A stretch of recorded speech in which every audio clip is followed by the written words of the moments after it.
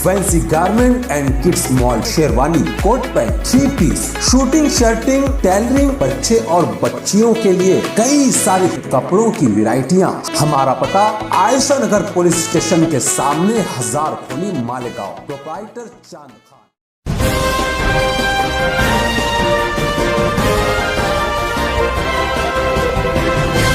मानव समाचार, मानवता के हक में। मानव समाचार में आपका इस्तकबाल है। मैं हूं अब्दुर्रहमान। आइए देखते हैं आज की खास खबर। इन दिनों शहर और तालुका में एलपीजी या सीएनजी के जरिए ऑटो रिक्शे चलाने का चलन आम होता जा रहा है। पेट्रोल के मुकाबले में घरेलू गैस से ऑटो रिक्शा चलाने पर रिक्शा चालक को आमदनी काफी तगड़ी होती है। अब इसे ज्यादा पैसे कमाने की लालच कहें या फिर आस, शहर में इस तरह के कई ऑटो रिक्शा में गैर कानूनी तर्ज पर गैस रिफिलिंग करने के कई ठिकाने मौजूद हैं, जहां धड़ल्ले से ऑटो रिक्शा या गाड़ियों में गैस रिफिल की जाती है, भरी जाती है। कई ठिकाने तो ऐसे भी हैं जो गुंजान आबादी और बस्तियों में मौजूद हैं। एक छोटी सी गलती से कई जिंदगियों को खतरा लाहक हो सकता है। पिछले दिनों शहर के डीवाईएसपी तेगबीर सिंह संधू ने ऐसे कई ठिकानों पर छापामारी करते हुए कई लोगों पर कार्रवाई की, साथ ही कई सिलेंडर जब्त किए, जिसके बाद गैर कानूनी गैस रिफिलिंग करने वालों ने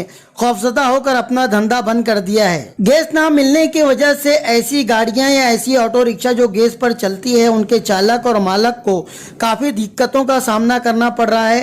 वाज़ेह रहे कि शहर की कई ऑटो रिक्शा वालों ने अपनी रिक्शा को पेट्रोल से कन्वर्ट करके गैस किट बिठा दिया है और शहर में हुकूमत से मंजूर शुदा ऐसा कोई भी गैस स्टेशन या गैस पंप या सीएनजी पंप मौजूद नहीं होने की वजह से अब ऐसे रिक्शा चालकों को, ऐसे गाड़ी मालकों को भारी दिक्कतों का सामना करना पड़ रहा है। आज नेशनल हाईवे नंबर 3 पर धुलिया रोड एकता होटल के ठीक आगे रिलायंस जियो के ऑटो गैस पंप पर सीएनजी ऑटो रिक्शा वालों की लंबी कतार देखी गई। अचानक गैस की डिमांड बढ़ जाने की वजह से उस गैस स्टेशन पर भी मतलूबा गैस का स्टॉक मौजूद नहीं रहता और कभी कभी तो ऑटो रिक्शा वालों को मायूस होकर लौटना पड़ता है। कई किलोमीटर दूर जाकर उन्हें वहां जाकर गैस भराना पड़ती है। ऐसी एक नहीं कई शिकायतें ऑटो रिक्शा चालकों ने मानव समाचार से की। साहिब का हम इस्तकबाल किए, बहुत अच्छी बात है। शासन से हमको एक जिम्मेदार अधिकारी मिला है मालेगांव शहर को, और ऐसा जिम्मेदार अधिकारी की सबको तमन्ना थी कि ऐसा ही अधिकारी आए। लेकिन आज जो प्रस्तुति है यहाँ पे रिक्शा वालों की, तो आप देख सकते हो कितनी रिक्शा खड़ी है यहाँ पे। अब इसमें से कोई ऐसा भी है जो गरीब रोज़ंदारी के हिसाब से भी रिक्शा चलाता है। आज वो दिन भर से यहाँ खड़ा हुआ है, 10 बजे से यहाँ खड़ा हुआ है। हो सकता है उसको गैस मिले या ना मिले, उसका इंतज़ाम भी करवाना चाहिए। डिप्टी साहब का हम तहे दिल से शुक्रिया अदा करते हैं और इस्तकबाल करते हैं। मालेगांव शहर के तमाम ही रिक्शा होल्डर और रिक्शा मालक, चालक सब ही उनका इस्तकबाल करते हैं और उनसे एक विनंती भी है कि उन्होंने तकरीबन ऐसा समझा जाए कि यार वो भी हमारी कुछ हेल्प करे इस लाइन में कि गैस तमाम ही लोगों को गांव में मिल सके।